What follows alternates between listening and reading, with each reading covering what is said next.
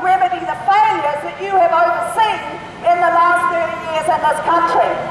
And so we say to you, TPPA, no way, no way. TPPA, no way, no way. TPPA, no way, no way. Now it's a lovely city.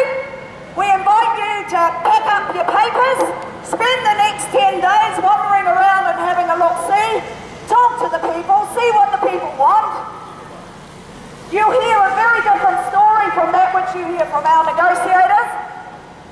And we invite you to become good citizens of our country, look after our interests, walk away from the TPPA, come outside and join us.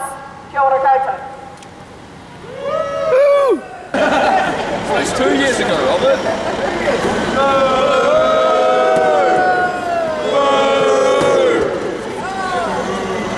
Hey, that bird's pretty crap. Come on, try that one.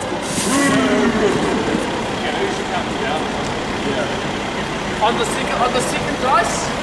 Yeah, right.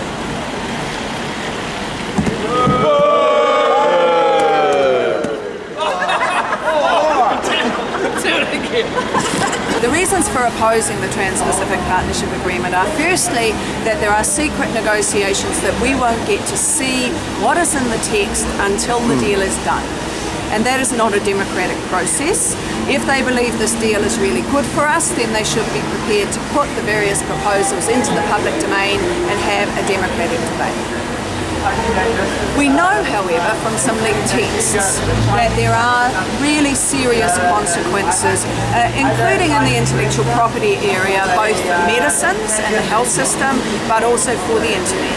And we know that it will involve a whole range of new intrusive rules that are designed largely by the big entertainment industry in the US, Hollywood, the music industry, Microsoft and the likes, to try to lock down into 20th century rules the developments and innovations of the 21st century. And that is going to have really serious consequences, not just for the knowledge commons, but also for innovation and other kinds of economic development in smaller countries, but also big countries like Japan that have that skill base. Can you give a message to Japanese people?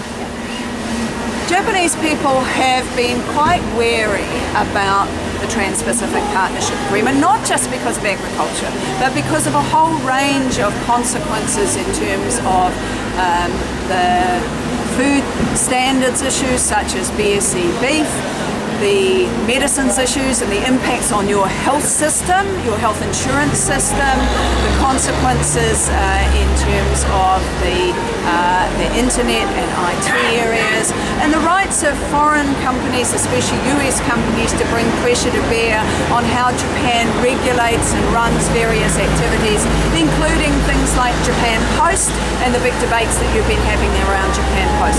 So it's really important, one, that Japanese people don't think this is just about trade in goods and agriculture. It's about a new set of rules that will tie the hands of Japanese governments for decades ahead.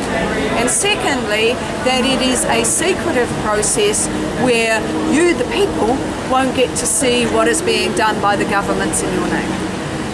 So I'm really worried about the US proposals in the Trans-Pacific Partnership Agreement, and what we've seen from past US free trade agreements is that the US has a very strong template. What they put on the table, it is very hard to get them to change anything. So you will see that the past US free trade agreements are all very similar, and the proposal of the United States in a number of chapters in the TPP has leaked. It's available on the web. And so we can see what they are proposing. And the things that they are proposing are things including longer copyright protection from 50 years to 70 years or maybe even 120 years. Before, for example, you could legally photocopy a textbook or access electronic materials online that are copyrighted. The second thing they're asking for is internet service provider liability with a safe harbor system that is very hard to use. So if the internet service providers would be liable for their infringing material that somebody posts on the site that they host if they do not follow all the steps. And those steps include when they receive a takedown notice, which can be generated by software. So I think Google gets about 1 million of these per month, automatically generated electronically by bots that search the web. Yeah. So for example, when an economics lecturer put up his lecture on the web, it was an MP3 file, he has the same surname as a famous singer. Yeah. And when the bots searched the web, they found that file, .mp3, and they thought it must be the singer's song, copyright infringing. They sent the takedown notice. It was taken down by the internet service provider, so the students had no access to it, and what if the exams had come by the time you put it back up? Nobody actually listened to it to hear that it's an economics lecture, it's not a song. So there are so many of these takedown notices that are actually not valid.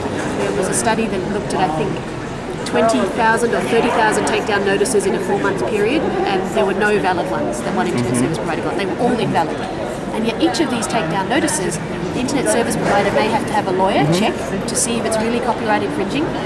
And if they do, how much does that cost them? So for example, there were estimates, I think, in New Zealand that it would cost the internet service providers $42 to $100 to process each notice. Or if they just decide to take them down without processing and deciding whether it's really copyright infringing, then a whole lot of stuff gets taken down. You know, political things that are just before an election, or educational stuff with lectures, competitors sending things to take down their competitors' advertising. I think there was a Google study, a study of Google, and found about 55% of the takedown notices were aimed at competitors. So they say, my competitor, their website has copyright infringing material, must be taken down. Yeah. When in fact it may not, but it's a good way to get the advertising of your competitor taken down. So in addition to internet service provider liability, the US is also asking for technological protection measure, anti-circumvention. So if there is a digital lock on electronic material, even if that material is not copyrighted or you're having a fair use or other exception, you cannot break the digital lock. So that can affect a number of sectors and parts of society. Thank you. Could you give Japanese people the message here? Please be careful of the TPP. Well, the Trans-Pacific Partnership would require New Zealand and the other countries that are negotiating this agreement to strengthen their copyright law, which would help to destroy the way we use the internet. For example, New Zealand would have to increase its copyright term by 20 years, which means profits would be going overseas to Disney Corporation and other big multinationals for another 20 years. These works would be unavailable for libraries and teachers to use freely. And if you pirate any copyright works, you'll go to jail because the criminal provisions will be increased and penalties will be higher. We'll have a copyright system like the United States, which is broken, and parallel imports will be restricted, so that CDs will cost more, books will cost more, software will cost more, movies will cost more, consumer electronics will cost more. TPPA, No way! Thank you!